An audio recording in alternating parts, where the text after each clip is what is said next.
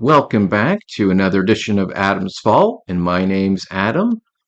In this video, I got the idea to do a little commentary on Jordan Peterson's recent appearance on the Jubilee podcast. This appearance was noted for some fiery back and forth, and some people have called it the end of Jordan Peterson. In a recent video, I asked if Jordan Peterson is toast. I don't think he is. I think he can redeem himself and get back on the right track. But I wanted to tackle a little section of this podcast in regards to one of the questions Jordan Peterson asks, one of the claims he makes. And it's very interesting what this interlocutor has to say. And so let's see what Jordan Peterson has to say in this next clip. Nice to meet you. Yeah, nice to meet you too. Great conversation. Yeah. My next claim is that everybody worships something, including atheists, even though they might not know it. And this is something that Jordan Peterson has talked a lot about in a number of videos over the years. It's one of the things that I do happen to think is correct. Everybody has a hierarchy of values. Some things they place lower, some things they place higher. And we know from attention research and vision research that when we see things, when we place our attention, we're always placing it based on a hierarchy of values. When we look at a room, when we look at the sky, when we look in nature, we are not seeing every piece of information. We're actually condensing that information to find tools, to find dangers, to find threats, to find opportunities. These things are narrowed down for us significantly. We're not processing all the trillions of bits of information. We're actually narrowing it down into small, limited choices. These are a hierarchy of values. And so every person has a hierarchy of values, things that get them up in the morning, things that help them go to work and keep working and to provide for their family or themselves, things they feel inspired about, things they want to accomplish in the world. These are different value systems, and some things are at lower level, and some things are the higher level.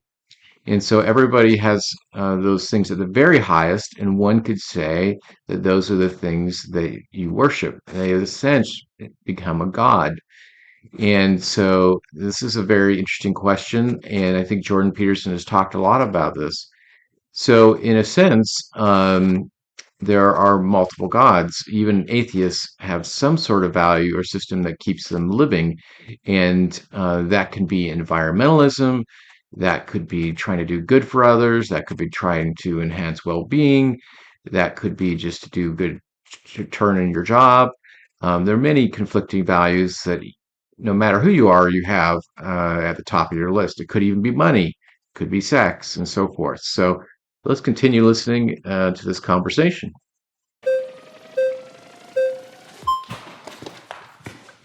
Hi. Good work. Thank you. Hi there. I'm Zena. So I want to start off with defining terms. Yeah. How do you define worship? Prioritize. Prioritize. So almost like having a preference over something rather than the It's a other. hierarchy of preferences. Yeah. And you use it to direct your attention.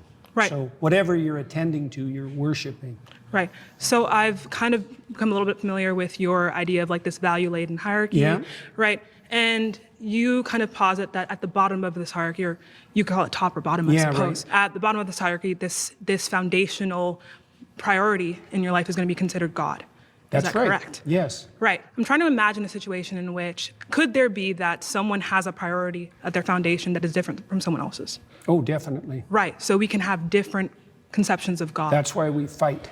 Right. So essentially, there's not one God, but there are multiple gods, and these gods exist in some realm of truth.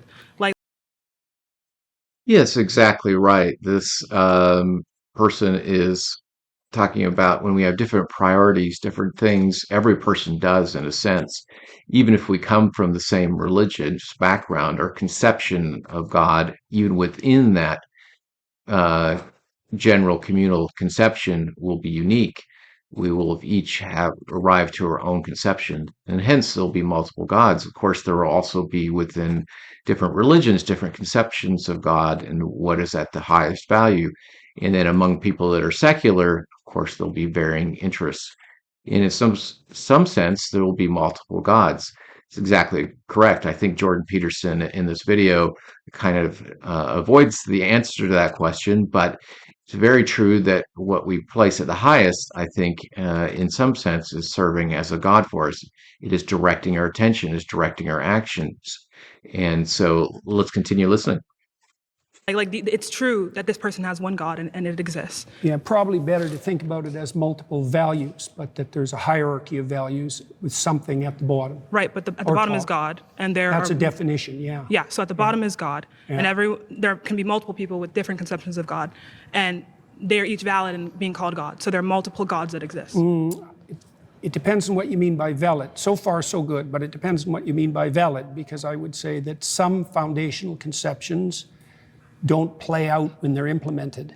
So if you put the wrong thing at the foundation, you end up in hell. And this is the part I really wanted to focus on is yes, people can have different conceptions of God or ultimate reality or what values they should put at the top, whether they should put at the top environmental concerns or their family or whether they do their job to the best ability or how much money they can earn and so forth.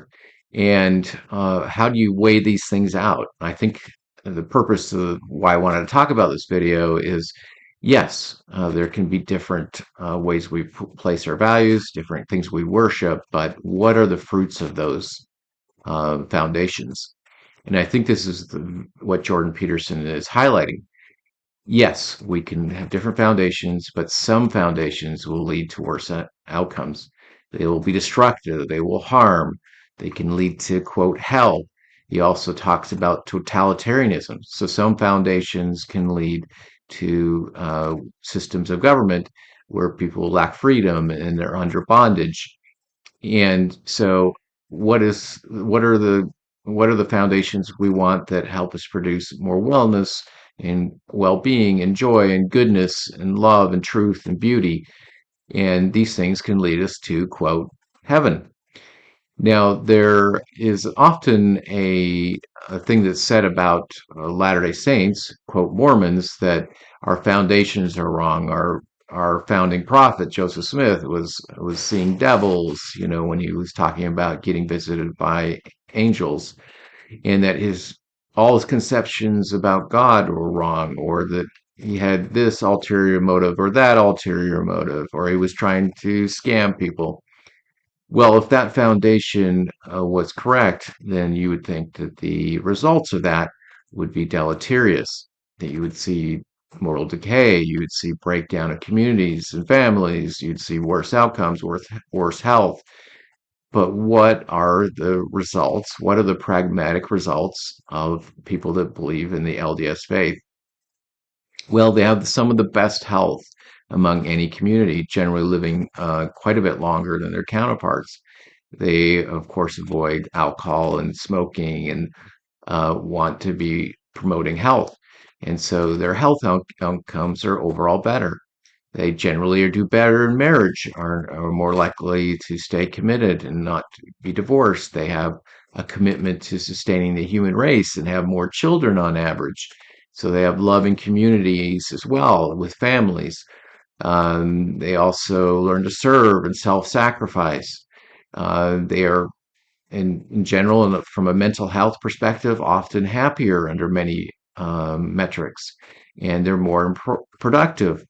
So if you look at the overall results of the foundation of Latter-day Saint beliefs, then you see that they are good.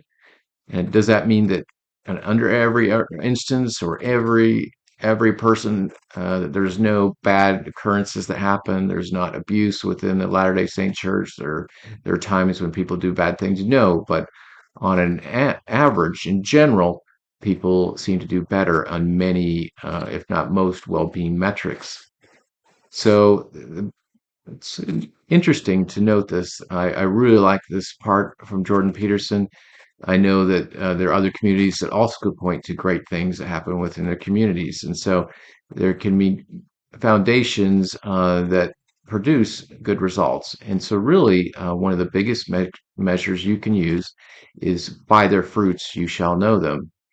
And so, for me, I've come to realize that it's less about judging people from just their appearance or their customs, but mainly looking at how they act. And that is one of the key ways you can know somebody is, quote, a Christian, is by how they act. What are their fruits? How has it changed their lives?